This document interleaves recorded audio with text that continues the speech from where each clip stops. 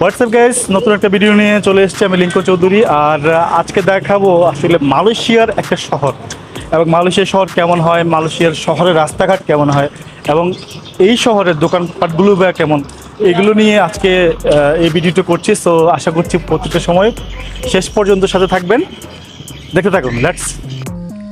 এটা হচ্ছে মালয়েশিয়ার পেরাক জেলার তেলিগিন্তান শহর এবং অন্যান্য বড় শহরের তুলনায় এই শহরটি খুব একটা আয়তনে বড় নয় এবং খুব বেশি ব্যস্ত নয়। দেখতে পাচ্ছেন রাস্তা দিয়ে গাড়ি চলাচল করছে কিংবা মানুষের চলাচল দেখে নিশ্চয়ই বুঝতে পারছেন এই শহরটার আসলে ব্যস্ততাটা।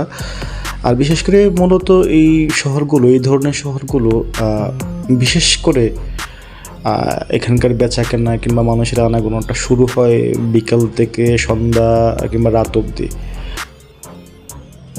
যদিও এটা আসলে খুব বড় কোনো শহর না, মানে একেবারেই থানা লেভেল কিংবা হচ্ছে উপজেলা লেভেলের যে শহরগুলো হয়, ছোট শহরগুলো, এটা হচ্ছে এরকম একটা শহর। এবং আমার আশপাশে দেখতে পাচ্ছেন বিল্ডিংস কিংবা হচ্ছে আমার এই পাশে দেখতে পাচ্ছেন দোকানপাটগুলো, মানে সমস্ত দোকানগুলো খুব সুন্দর করে সুসজ্জিত, সমস্ত মালপত্র ভরপুর একেবারে।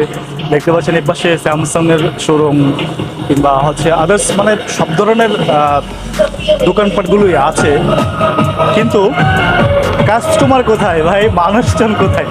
মানুষজন একেবারেই কম, একেবারেই খুবই কম জনসংখ্যা কিংবা হচ্ছে কাস্টমার। যদি বলেন কাস্টমারের সংখ্যা অনেক কম। আমার আশপাশে দেখতে পাচ্ছেন গাড়ি আছে কিন্তু অত অ্যাভেলেবেল না। মানে শহরগুলোতে যেরকম হচ্ছে একটু জ্যাম টাইপের থাকে, মানুষের গ্যাদারিং থাকে বেশি, ট্রাফিক থাকে, তারপর হচ্ছে মানে কি বলবো, প্রচণ্ড কাস্টমার থাকে দোকানগুলোতে, কিন্তু একেবারেই ছিমছাম একটা ব্যাপার এবং খুব সিম্পলি সব কিছু চলছে। মনে হয় যে খুব একটা ব্যস্ততা নাই, এরকম একটা ব্যাপার। খুব সিম্পলি চলছে সব কিছু। বাংলাদেশের মতো না, বাংলাদেশের ঢাকা কিংবা বাংলাদেশের যে শহরগুলো আছে, বড় শহর ছোট শহর, সমস্ত শহরে যেরকম প্রচণ্ড গ্যাদারিং থাকে, সমস্ত জায়গায় জায়গায় যানজট থাকে, মানুষের কলরব থাকে, এরকম কিছুই না। খুব শুনশান একটা ব্যাপার এবং যে যার মতো চলছে, যার যার গাড়ি নিয়ে সবাই যার যার মতো করে চলাফেরা করছে, যার যেটা প্রয়োজন টুকটাক করে কিনে নিয়েছে।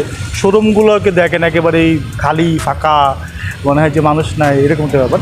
কিন্তু এই শহরের আরেকটা বড় ব্যাপার হচ্ছে এই শহরের মূলত বেচা কেনাটা শুরু হয় সন্ধ্যার পর থেকে, মানে বিকালের আগ মুহূর্ত থেকে সন্ধ্যার পর থেকে মূলত মানুষজন বেরোতে থাকে। মানুষজনের যে আদার্স কাজকর্ম থাকে সেগুলো মানে শেষ করে তারা মূলত বের হন মার্কেটে কেনাকাটা করবার জন্য। তখনও আসলে খুব যে একটা মানে ব্যস্ততা থাকে এরকম না। সো দেখতে পাচ্ছেন ব্যাপারটা হচ্ছে এই, এবং আপনাদের সাথে আছে আমি।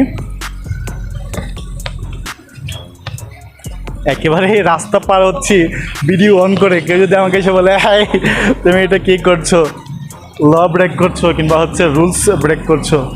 সো এখন হচ্ছে আমি জেব্রা ক্রসিং দিয়ে পার হবে। সো এইখানে কোনো ভিডিও শ্যুট করা যাবে না। ওকে, থ্যাংক ইউ। সো এখন রাস্তা পার হবো। দেখতে পাচ্ছেন শহর একেবারে হালকা পাতলা গাড়ি চলাচল করছে, খুব ব্যস্ততা নেই, মানুষের খুব চাপ নেই, মানুষের খুব ব্যস্ততা নেই। আর কি সামনে এগিয়ে যাই। সো এই হচ্ছে ব্যাপার, সমস্ত সব কিছুর দোকানপাট এখানে আছে। এবং এই শহরে বিশেষ করে হচ্ছে 1 তারিখ থেকে 10 তারিখের মধ্যে কিন্তু প্রচুর বাংলাদেশিরা এখানে আসে। মানে আশপাশে যে সকল বাংলাদেশিরা বিভিন্ন ফ্যাক্টরিতে, কোম্পানিতে, বিভিন্ন জায়গায় জায়গায় তারা বিভিন্ন ধরনের কাজ করে। সো 1 তারিখ থেকে 10 তারিখের মধ্যে সবাই স্যালারিটা পায় এবং স্যালারি টাকাটা দেশে পাঠানো, এই নিয়ে হচ্ছে কিছুটা ব্যস্ততা থাকে। আমার কাছে মনে হয় যে অন্যান্য সময়গুলোতে মানে 10 তারিখের পর থেকে 30 তারিখ পর্যন্ত খুব একটা ব্যস্ততা থাকে বলে আমার মনে হয় না, এরকম মনে হয়। তবে বড় শহরগুলোর ব্যাপারে অন্যরকম, কিন্তু যেহেতু এটা একটা ছোটো শহর, সো এখানে ব্যস্ততাটা অনেকটাই কম আমার কাছে মনে হচ্ছে। সো আর একটু সামনে এগিয়ে যাবো, সাথে থাকুন। তো আজকের মতো এখানে বিদায় নিচ্ছি। নিশ্চয়ই এই শহরের অন্য কোনো বিষয় নিয়ে আবারও চলে আসবো নতুন কোনো ভিডিওতে। ততক্ষণ পর্যন্ত ভালো থাকুন, সুন্দর থাকুন। সুস্থ থাকুন, আর আমার জন্য অনেক বেশি দোয়া করবেন। বিশেষ করে ভিডিওটি যদি ভালো লাগে অবশ্যই শেয়ার করে দেবেন। ধন্যবাদ সবাইকে।